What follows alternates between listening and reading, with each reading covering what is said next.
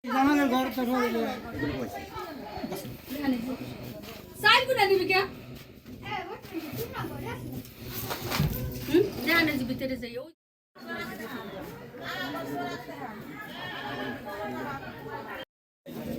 লিটন মিয়া, BNP সাধারণ সম্পাদক, Hamid union BNP.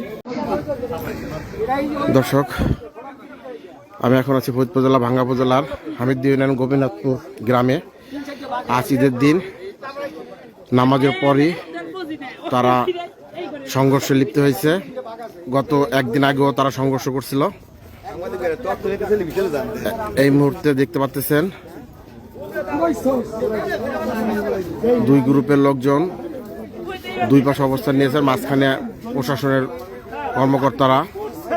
নগদ নিয়ে এলো হার না মানা হার অফার। সর্বনিম্ন 10,000 টাকা রেমিটেন্স নগদে পাঠালে থাকছে স্বর্ণের হার জেতার সুযোগ।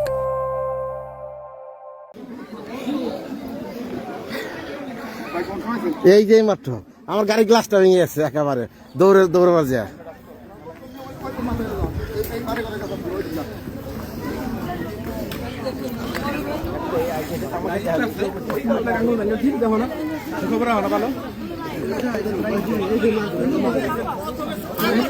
পুলিশ দেশীয় অস্ত্র উদ্ধার করে ফেলেছে ইতিমধ্যে।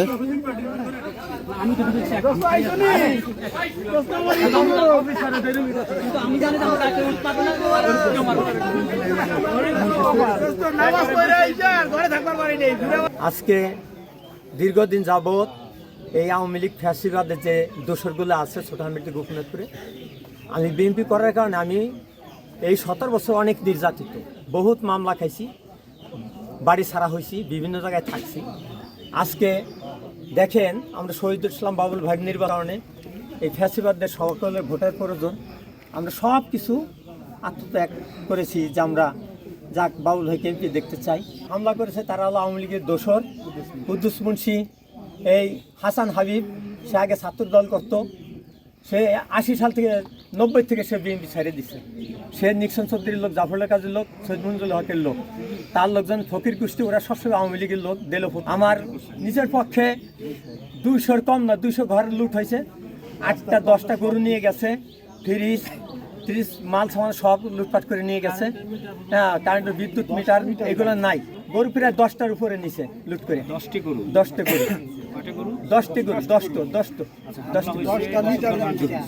এরা সব লুটপাট করে নিয়ে গেছে, বুঝছেন। এখন আমরা প্রত্যাশা করি যে প্রশাসন, আপনারা মিডিয়া যারা আছেন, আমরা চাই সঠিকভাবে আপনারা তদন্ত করেন, কইরা এর সুস্থ একটা বিচার চাই। যে আমার প্রতীক তারেক রহমান, আমরা তার কাছে আহ্বান যে এই ফ্যাসিবাদদেরকে দমন না করলে আমরা তো এই দেশে থাকতে পারতেছি না। কারণ এখন ফ্যাসিবাদের উত্থান হয়ে গেছে, তারা আমার বগলে থেকে আজকে আমাদের নাশকতা চালাইতেছে। এই বলে আমার বক্তব্য শেষ করলাম। আসসালাম।